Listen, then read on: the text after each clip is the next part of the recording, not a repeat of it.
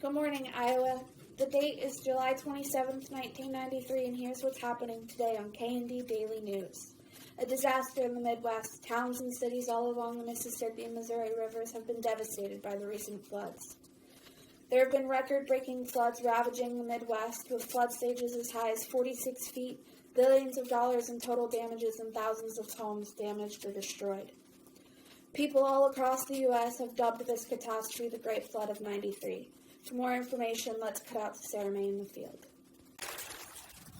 Thanks, Sarah May. I'm out here on the Mississippi River just outside of McGregor, Iowa, where the waters are still looking to be pretty high.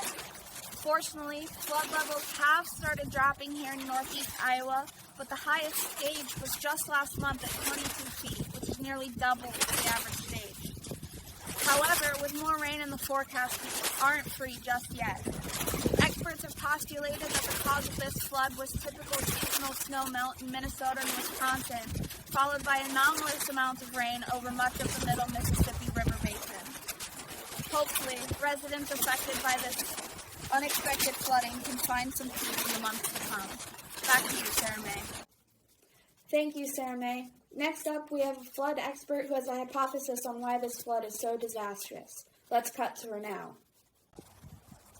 Thanks, Sarah May. I'm pleased to be here. Your field correspondent brought up an excellent point. We see snowmelt floods in Iowa yearly, which is nothing out of the ordinary, but what has made this flooding so widespread, so destructive, is the addition of extraordinary amounts of rainfall. High levels of rainfall like this are usually associated with different atmospheric conditions, but what makes this flood so interesting is that there is an abnormal atmospheric circulation pattern characterized by unusually persistent rain-producing conditions. This leads to dynamic resurgences of new precipitation over and over again. Another factor to take into consideration is the continuous construction of locks and dams. This will lead to increased sedimentation in the reservoir lakes behind each dam, which, as the sedimentation increases, overall storage behind the dam will decrease, driving a significant increase in flood stage downstream. Now, out there in McGregor, you're probably thinking about all of the dams upstream of you. That's quite a bit, right? This would suggest that in McGregor, the flood stage would rise quite a lot, leading to an increased flooding risk during normal snowmelt conditions, not to mention the abnormal conditions we are currently experiencing.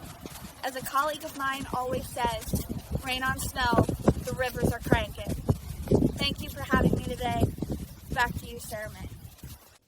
Thank you, Katie. That certainly brings new light to an otherwise dark subject. This brings us to the conclusion of today's story. Thank you all for tuning in. So stay safe, stay dry, and have a great day. This is Sarah May with KND Daily News signing off.